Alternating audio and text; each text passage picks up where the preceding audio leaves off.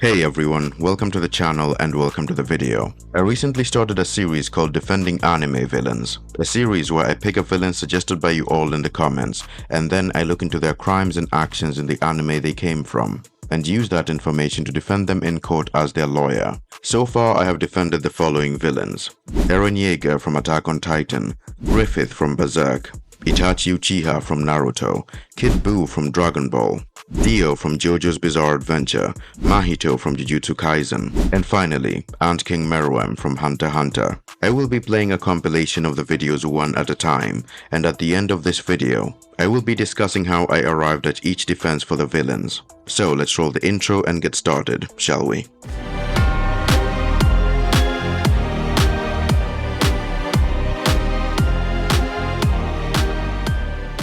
For 10 million, you have to be the lawyer for one of these characters and win the case. Defend the actions of Eren Yeager or defend the actions of Itachi Uchiha. I know y'all out of y'all mind if y'all think y'all can defend any one of these characters for any amount of— Ladies and gentlemen, my client Eren Yeager was innocent, under 3 counts. Number 1. Eren was used by a cosmic entity, Ymir Fritz, who guided Eren's actions in a direction that would give her closure, making Eren a tool, at best an unwilling accomplice that wasn't in control of his actions. Number 2. Everything Eren did was in self-defense. The island was invaded not once, but twice, and we blame him for fighting back against the forces, guided by racism and the need to eradicate his people. Number 3. Insanity clause. Since childhood, Eren has seen and been through the most heinous things possible. His mind was clearly broken ages ago, and so you can see that delirium and insanity kicked in. My client even claims he can see the past and the future, which is completely absurd. This man doesn't need a jail cell, he needs therapy.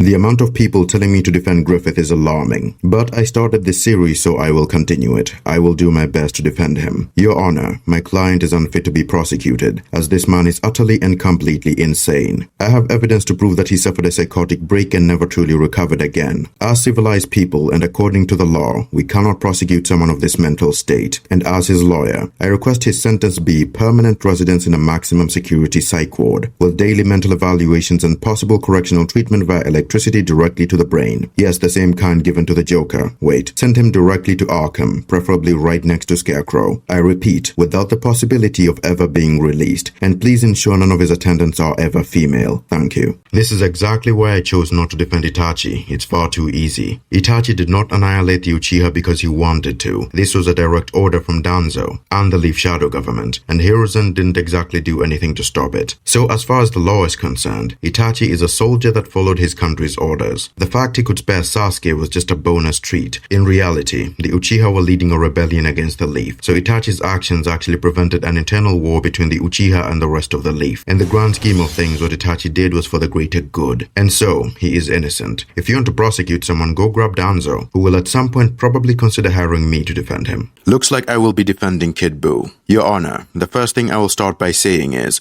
my client is completely innocent. Majin Buu is a being of chaos and destruction. We cannot apply our own morality system to his actions. Why? Because he was never created to have any to begin with. Kid Buu isn't evil, he is himself, following what he was made to do. Prosecuting Kid Buu is like blaming the mistakes of the shooter on the gun, or blaming a tiger for being wild. Both are simply doing what they were built for and meant to do. Kid Buu does not have enough sentience to even be judged by human standards. So then, who can we pin his crimes on? Whoever made him, of course. We do not currently have any information on who that is yet, but we do know Bibbidi and Bobbidi were in charge of his many atrocities, including controlling him in his massacres. And so I ask that this court free my client immediately. What he did may have been wrong, but he literally, not figuratively, does not have any concept of doing any better. Thank you for your time. Today we are defending Dio, commonly known as the generational hater. And yes, ladies and gentlemen, my client is completely innocent. You may be inclined to list the frankly numerous crimes my client has done, allegedly, but a single point will prove his innocence. Your Honor, my client's crimes never actually happened. You see, at the end of JoJo's Bizarre Adventure Part 6, Stone Ocean, Father Pucci ends up resetting the entire continuity of the universe, thus completely wiping away everything Dio ever did. This, by the way, also clears Diavolo's crimes, Yoshikage Kira's crimes, and Father Pucci himself. No evidence, no victims, no crime. So my client, or should I say clients, are all innocent. Thank you for your time. Today we are defending Mahito. This will be the most complicated defense I have ever had to do. To defend Mahito, we need to discuss morality. Mahito is a cursed spirit, and to judge him by human laws, we need to elevate him, a cursed spirit, from just being a mindless creature to the equivalent of a human. And if we are willing to do that, we must elevate every cursed spirit, which is where the complication lies. Let me take you to this conversation between Mahito and Itadori, where Mahito makes the point that Yuji wipes out cursed spirits without a second thought. So why should Mahito care about how he treats humans? And that, ladies and gentlemen, is where my defense is. If Mahito is a criminal, so is Yuji and every other sorcerer. If we treat Mahito in the standards of humans, then cursed spirits have been oppressed for thousands of years. And by the way, Mahito is the cursed spirit born of humanity. He is literally a mirror to the terrible things people do. He is us, but our worst versions. So the conclusion here is, if you want to prosecute Mahito, then you must prosecute the sorcerers for hunting down cursed spirits like they are worthless creatures. To them, humans are the ones going around wiping them out. Equal rights, equal justice. You can't have one but ignore the other. Either Mahito goes free, or every sorcerer goes with him. Today we are defending Ant King Meruem, though to be honest, he doesn't need defending. If you watched Hunter x Hunter, then you know that this man already defended himself. The first crime he is charged with is wiping out humans and eating them. When presented with this same crime, he covered it best. We humans consume pigs, cows, and other animals for food, and some are used for other purposes. But it's okay for us to do so because we are the apex creatures. But now he is the apex. Why shouldn't he do the exact same thing? But you know what? Let's spice things up a bit. Meruem throughout the arc was beginning to understand humans, becoming more humane. Instead of wiping out humans, he wanted to create a utopia for them. The skilled would be prized and treated well. In all regards, Meruem was planning on improving the world. A world without crime or injustice. But guess who ended him? A human filled with malice and the need to satisfy their own selfish desire for battle. Meruem redeemed himself, but humanity silenced him.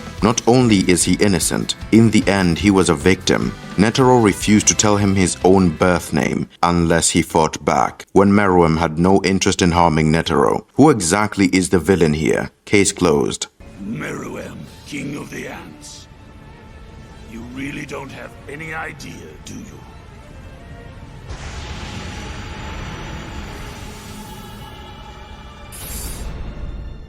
You know nothing of the bottomless malice within the human heart.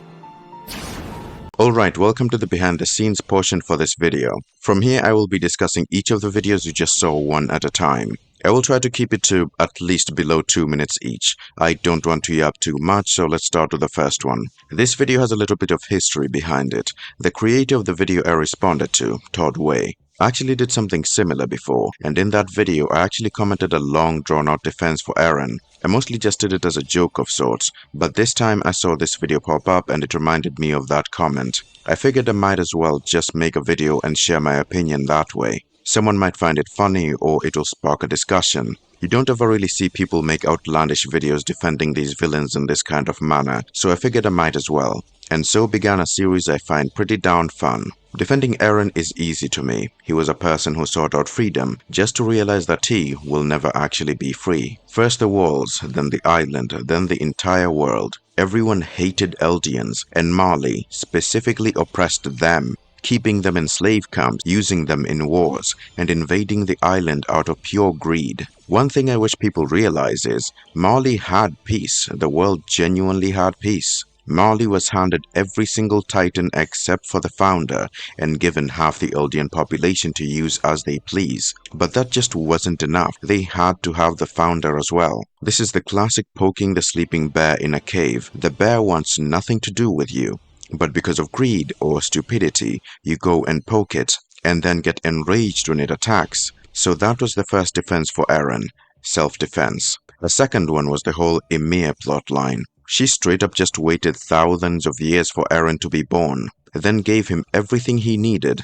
just to get her closure. She may look innocent, but Ymir was pulling the celestial strings on this one. Eren had to die by Mikasa's hands for her to truly be free, and she made sure it would happen. In the end, even in life, Eren was a pawn for others, sacrificing himself for those he cared about. Yes, he committed a genocide. I'm not denying that, but let's not pretend like he had any other options, or that he started any of it. The world screwed around and they found out, case closed. Next up, I ended up defending Griffith because of a commenter's request. This one was tough, super tough. The very idea of defending Griffith is appalling to me.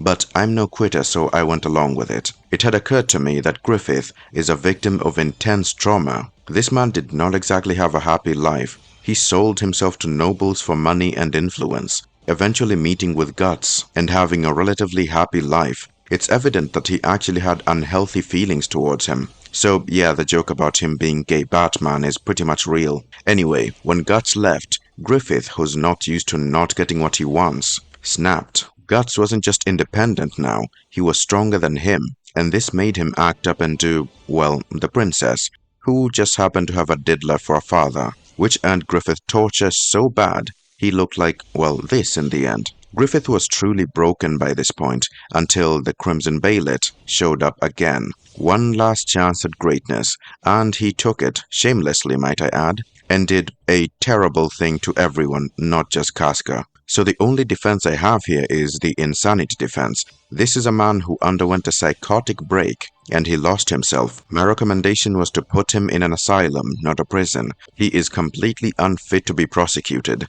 Case closed here too. Next is Itachi, the easiest trial I have ever had to do. Itachi is just a child soldier, trained to obey from an early age, and this time the order was a bit too severe. But he didn't just follow blindly, no, he weighed his options. Though to be fair, the Uchiha was straight up going to attack the Leaf-In Rebellion, an act which would have caused major losses. So what Itachi did saved more lives than he actually took. Point is, Itachi was innocent, a soldier obeying orders, that's all. If you want to blame anyone, blame Danzo or the Leaf Shadow government. Case closed here too, let's move on. This one is a really tough contender, Kid Buu, the creature born of malice and chaos. But that is exactly how I was able to defend him. Kid Buu has no intelligence or morals or afterthought. He was created to destroy. That is his nature. He doesn't know any better. And to be fair, it was Goku that unleashed Kid Buu. Super Buu literally begged him not to remove this good side, the rationality that gave him sentience. But nope, Goku unleashed the being of chaos anyway. The thing is, we can't charge Kid Buu with any crime. He has no concept of good or bad in him. You have to find whoever made him. That's your culprit. It just so happens we don't know who the creator is yet. Until then and forevermore, Kid Buu is innocent. Now let's talk about the generational hater, Dio. I'll be honest with you. I did not know how to defend him. Dio is not insane. He is not oppressed. He is just evil and petty. There were no loopholes in this story at all. I was stumped here. Until, when I was recording footage for the video, I remembered Father Pucci, and how in part 6, the universe was completely erased and replaced with a new continuity. And that was my answer, the loophole I was looking for. Dio is innocent because nothing he ever did happened. All of it was erased and rewritten. The Joestars lived happy lives, and that made me realize that every JoJo's villain until then is innocent as well. None of them technically did anything wrong, nor did they likely even exist anymore. An easy way to wash my hands free of defending any other JoJo's villain, since most of them are free at this point. But of course I had to complicate things, because Mahito is next up, and this was a problem. How does one defend Mahito?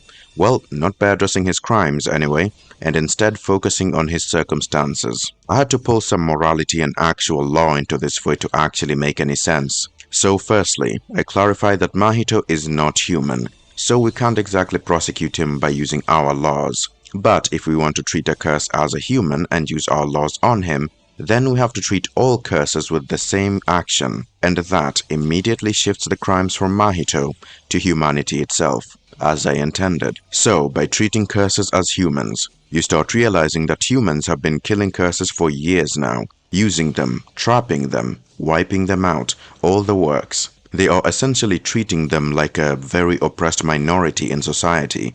Not too fair, is it? Naturally, they fought back. Someone pointed out that curses attack and harm people all the time, and I had to remind them that humans do the exact same thing. Does not give you the right to go around wiping them out, does it? But that's exactly what Jujutsu sorcerers started doing. They carry out vigilante justice, which is illegal, by the way, against a race that they naturally just decided was legal to kill, which again Not legal at all. Given that curses are born from human negative emotions, we humans literally created them, just to then wipe them out because we can, I guess? And the curses repay us in kind. We murder them, they murder us. So my offer in the end was, given that sorcerers break more laws than Mahito does, literally, Gojo put like 100 people in a 3-month coma and killed hundreds of curses in like 3 minutes? If we are giving the curses the same rights as humans, then that's a crap ton of serious crimes Gojo just did in a very short amount of time.